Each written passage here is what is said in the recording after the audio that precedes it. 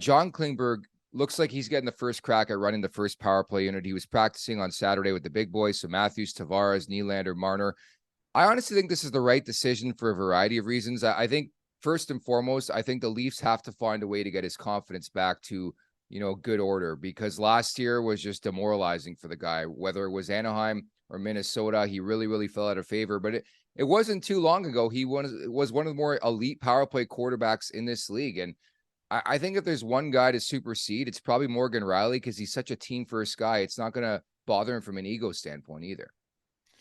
Yeah, that's the first thing I thought is let's get this guy's mojo going, right? Yeah. He's capable and he's got that potential to get back there. He's shown that he's capable. It's more than potential. You've seen it before. He's proven he can do it. So get him on that point, QBing that thing with those studs, and all of a sudden, maybe you have a little 2-game hiccup where you're not Yep. playing good, but guess what? You got 2 appetizers on the PP, and all of a sudden you're not feeling too bad leaving the rink, and just playing with those guys. Any touches you can get around those guys is going to lead to probably some sort of success. So get this guy's confidence back up high and try to channel that player that he used to be. And I always think it's insane when you bring a guy into Toronto and expect him to be like he was 3 years ago, or the better form of himself, or he comes off a contract year or a breakout year, and Yeah. it's his contract year. So the Leafs pick him up, pay him a shitload of money, and say, be even better than that in that David year that he Clarkson, just is that had. you?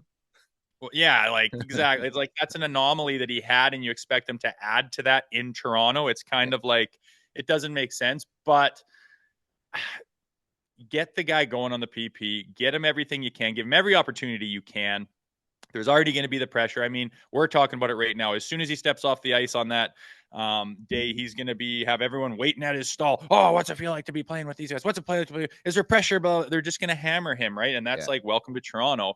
But you got to be a professional, and all you can do is put them in the situations to have success. They're obviously doing that. The PP looks deadly, and I don't think Morgan Rielly is going to be a guy who's going to go down and get his time on the second unit. Obviously, that first unit's going to eat up the majority of it, but I think he gets it. And I think Morgan Rielly is also kind of also on the camp of like, we got to go do something in the playoffs as well. And he's Yeah. probably not as hung up on it, understands you got to get Klinger going here. Man, and the fascinating thing to me about last year, and the power play is always like top 5 in the league, especially under, what they have and have had for the last 6, 7 years.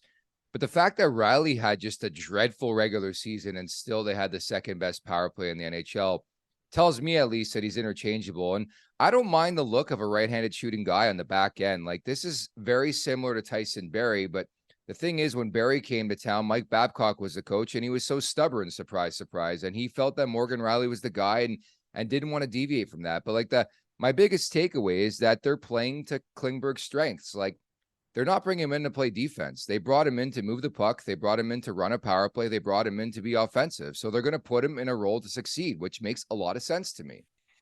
Yeah, for sure. There's nothing worse than bringing a guy in and telling him to do something that he's not built Yeah. to do, and they're smarter than that. And we've talked about it on this show before. Sheldon Keefe is not scared to jumble around and try new things, and not that putting Klingberg on the quarterback in a PP is a new thing, Yeah. but he's gonna try that out. He's gonna try multiple looks at it. He's definitely not scared. Again, my issue is doing that shit 2 weeks before the playoffs.